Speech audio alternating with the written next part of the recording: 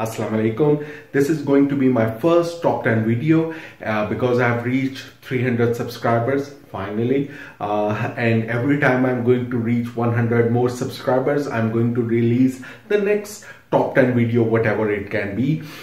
This time I'm going to make it a little bit more appropriate. Rather than being around the games that I have, I'm going to make a top 10 list about the top 10 games that I'm excited about coming out at Essen Spiel, which is the biggest event, board game event that happens in Germany. The Essen is the city of Germany, and Spiel just means games. So Essen Spiel 21 is right now underway. Today is the first day when this video is being released, at the time when you will be able to watch it, and I will be telling you the top 10 games in my opinion that I'm excited about. Of course, every person is going to have their own opinion, so this does not mean that these are the most ultimate games that are going to be available there. These are the games that I am most excited about. The games that get more fame over there are more towards the heavier weight Euro games, but that's not what I prefer to play because they just take more time and I don't really get to play them with my family. So instead, to keep that in your mind when you see this list. Now, before this list, so for example, Bidoko may be on top of the hotness on this list, but just look at this. I mean, look at it. It may look beautiful, but I mean, it does look beautiful, but it's just too daunting for me. So, spoiler, it's not going to be on my list. Now, before I go into my actual top 10 list, I am going to tell you top 5 honorable mentions. And why these are honorable mentions? Because these are the games which have been released before but are going to be available on sale or available on Spiel, so you can pick them up over there. So these are going to be, number 1 is going to be Cascadia. Now in Cascadia, what you're going to have is, it's a nature-based theme. You're going to be building landscape for your wildlife, North American wildlife. So you will have pairs of an animal and a lion type, and you need to make certain patterns of lion types and animals. So you have to pick a pair type, but maybe sometimes you don't need that specific pair of animal and the specific type of tile, and that can lead you to problem. So that's the hook that actually attracts me to Cascadia. And for all of these games, I'm going to tell you the hook that attracts me to them, because there will be always more mechanisms, more details about this game. We'll not be talking into detail about these games, but I will be specifically talking about the main hook that is attractive about the game. The other thing about this game is, of course, the art from Beth Sobel, which is very beautiful. The second game that's going to be available to purchase there is Furnace. Now Furnace has a kind of a, you can say it's like Splendor Plus. There will be cards that are available there that can help you make your engine, but it adds that auction mechanism where you are betting on something that you want to take that action, but you also do want to get outbet as well. You want other people to overbid you and be outbid, because if you get outbid, then you will get something else, something special out of that, and maybe that's where the mind games start, that you do want to get outbid because you want something else out of it. So that adds a little bit more in Furnace, and that makes it special. The third game that is going to be available there is Red Cathedral from Deviate Games, which has a beautiful rondelle, plus you are making this beautiful red cathedral similar to what you see in Russia or Moscow, and you have to build that cathedral, but all the players are building it, so maybe someone will be able to build it before you, and you will be losing fame because someone built that cathedral, the upper floor, before you, and you had the contract for building the floor beneath it. So you have to be careful about that. The next game is going to be from CGE, Galaxy Trucker. This is a re-implementation of Galaxy Trucker, more aimed towards a low price point, but better artwork, more cartoonish artwork, It's a real-time play game. You will be making your ship and then letting it fly, and then you will be seeing, you will be flipping cards to see where the debris come from and how your ship gets destroyed. Just random fun. And the last game is going to be Picture Perfect. So out of these 5 games, Picture Perfect is the last one that I'm excited about, that's already available to purchase. In Picture Perfect, you will get secret objectives. So everyone, the theme is about a family taking a family photo, but every person in the family has certain preferences which get shuffled every time. So a certain family member wants to stand with someone else but not with someone else, but the other family member may have his own preferences, and you know about some of their preferences but not about others, and then you have this auction mechanism to actually know about other one preferences, and then you are trying to set them up, and everyone is trying to do that, and then taking a photo, and then in the end revealing that who actually was able to fulfill the maximum preferences of everyone in the family.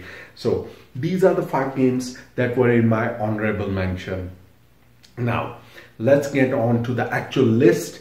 This actual list of the top 10 is going to be focused on the games that are being first revealed or being first time being available on Essen Spiel 2021. These are again the games that are going to be on sale there. These are not the demo version. So if any game was just being demoed there but not available for purchase, then that game I have not included in this list, and maybe will be included in some future list because it will become available to the people in the future. So doesn't matter. Starting with number 10. Number 10 is Imperial Steam.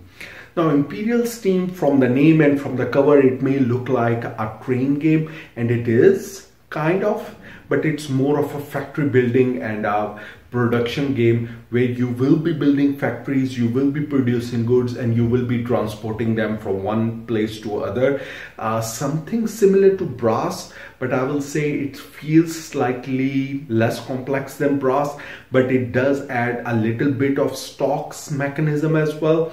So I'm interested in seeing that where does this fall, and if it can give me a lighter version of Brass, then I would surely, especially in terms of how much time it takes, then I would surely be interested in that one. So my number 10 is Imperial Steam. The next one is Brazil Imperial. Now Brazil Imperial, just like the previous one I compared it to Brass, Brazil Imperial is what I will compare to Scythe.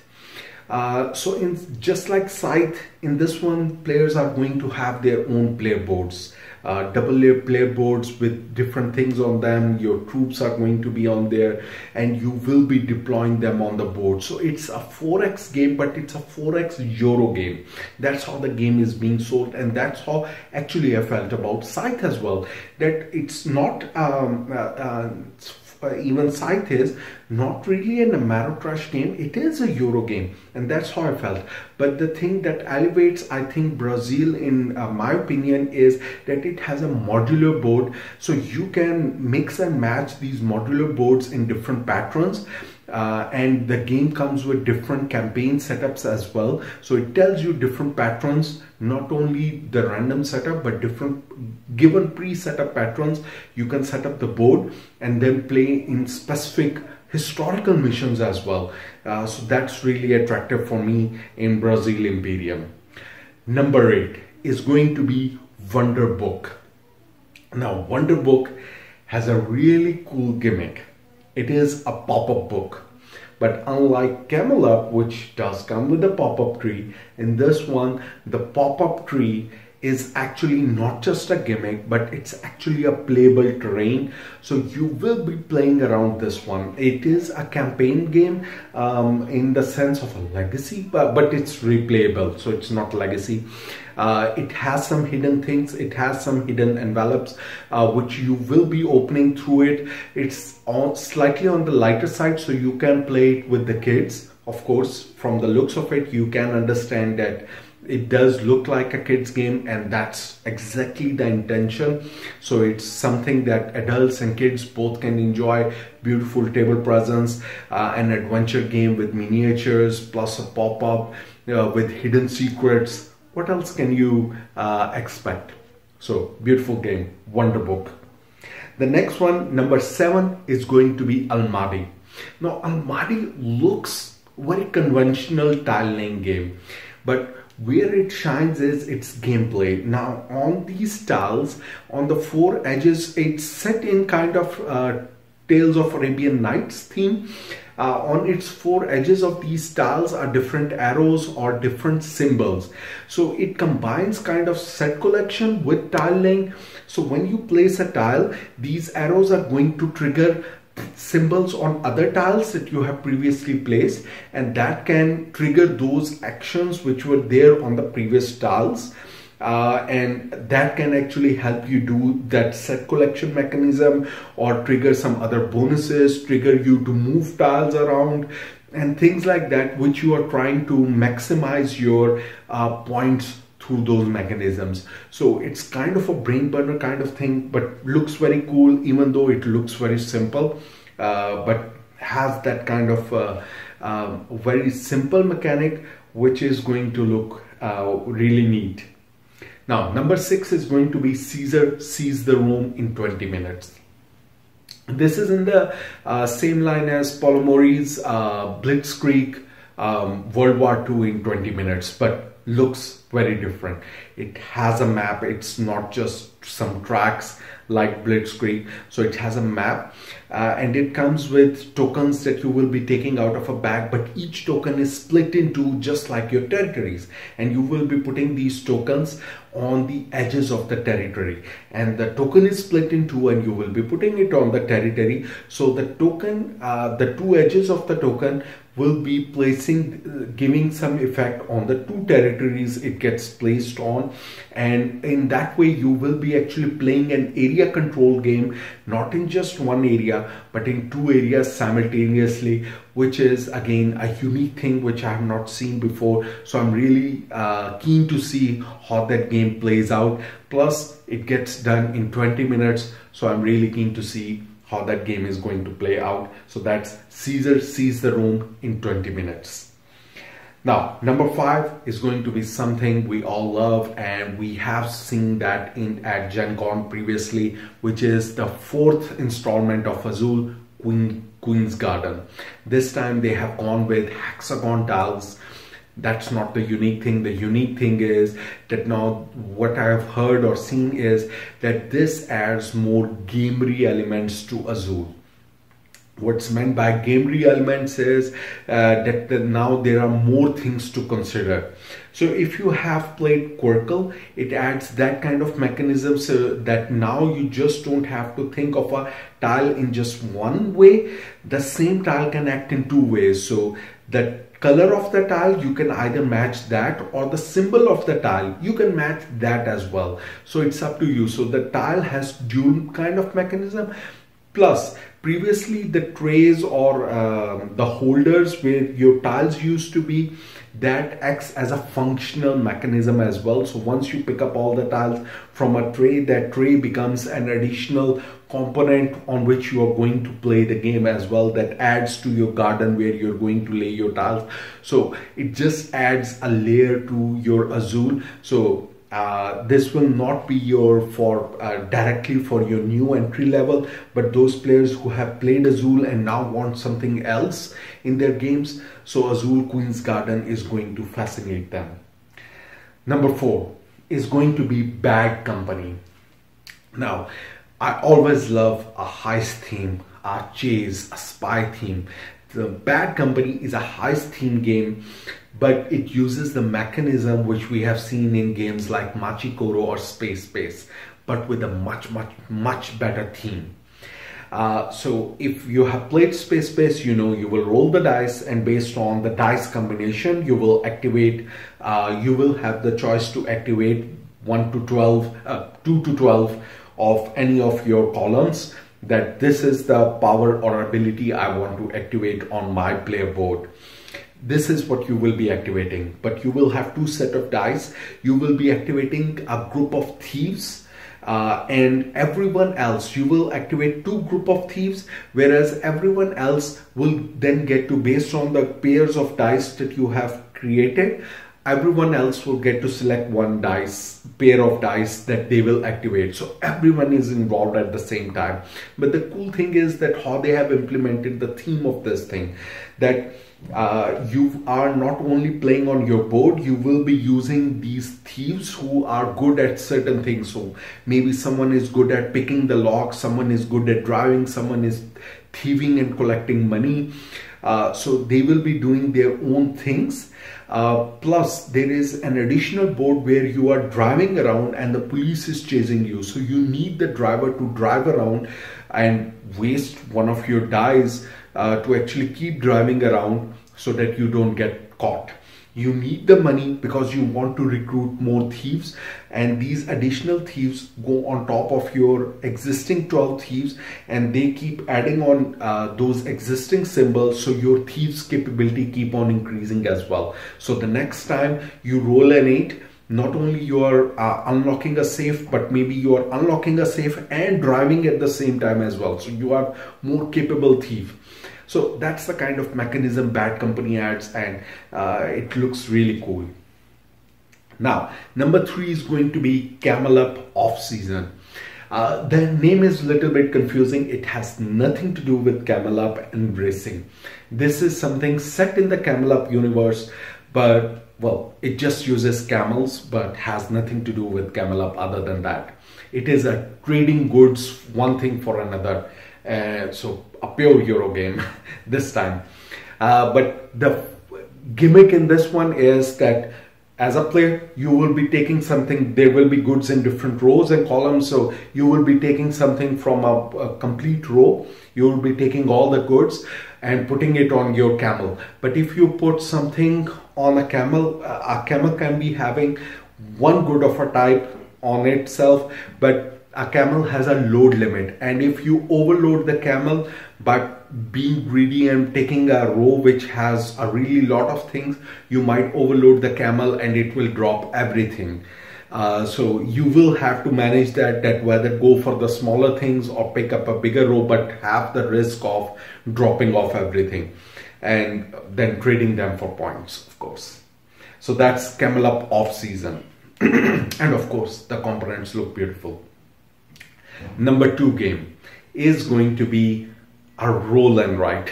So we are at Essen Spiel, and the number 2 game in my top 10 list is not a big giant Euro game, not big beautiful component game, but a roll and write, and that's Welcome to the Moon. Yes, it's the 3rd installment in the Welcome to series, and it's Welcome to the Moon. Now in this one, of course, there is a new pad, new way in which you will be actually setting up a rocket. Now in this one, you are filling up numbers in a rocket plan as compared to Welcome to the Neighborhood, in which Welcome to Your Perfect Neighborhood, in which you were putting numbers in and assigning numbers to a neighborhood. But the cool thing, or the attractive thing in this one, is the campaign. Now there is a story given to it. There is a campaign which adds 8 additional sheets. So there is a simple mode, which is just the rocket sheets, but then there are 8 variety of sheets which are different. Every mission is different in that one. So maybe in one mission you are filling people in the rocket because Earth is getting destroyed and you need to evacuate Earth. In the next one you are flying across the space. In the 3rd one you are trying to set up a colony on the moon. So each sheet is different, and you will be having dry erase laminated sheets on which you will be writing and playing these campaign games. So that's really fascinating, and I really want to try that out. So that's my number 2, Welcome to the Moon. Now coming to my number 1, and that's Arkwright, the card game. Now I have never played Arkwright, and from what I have seen Arkwright, I don't want to play Arkwright, the board game. It scares me. It's too brown for me. It's too Euro-y for me. but Arkwright, the card game, is just the right level what I want to try. Now in Arkwright, the card game, you will be industrialist who is running factories, making utensils and lamps. Now if you tell a child, I want to make utensils, when I grow up, I want to make a utensil factory, I'll be saying, are you crazy? That doesn't fascinate me. But in Arkwright, I want to make a utensil factory. It's so fascinating because in this game, what you will be doing is you will be making a utensil factory, lamp factory, bread factory, a cloth factory, and you will be setting price of these goods. You will be setting marketing of these goods. And maybe if someone is selling, for example, bread, you will be setting price of your bread, because then based on, you will be seeing what other players are going to do. If bread demand is going to go high, maybe you want to sell bread but at a low price so that people are buying bread from you rather than from other people. Maybe you are investing, maybe you are producing too many of a good, but if your marketing is low, then there is not enough demand for that good. So all these things, maybe you are upgrading your workers to produce, to have better production. You're replacing your worker with machines, and all of that mechanism in a card game. To me, it's still a board game, even though it's called a card game. So it's enough of a board game for me, with lesser price point plus lesser play time. I think this is going to hit the mark for me. So that's why I'm just excited about all the mechanisms I see that all you can do in this game. So my favorite and most excited I'm about is going to be Arkwright, the card game.